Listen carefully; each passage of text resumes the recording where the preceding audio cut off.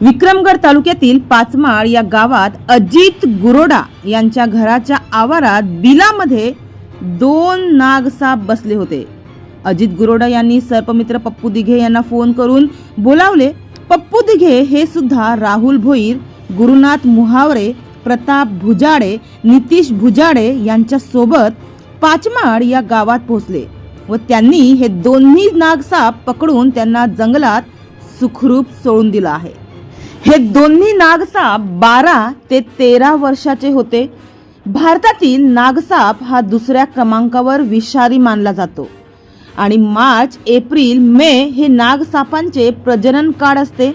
नागसाप एका वेळी 50 ते 60 अंडी घालते, अशी माहिती यावेळी सर्पमित्र पप्पू दिघे यांनी दिली।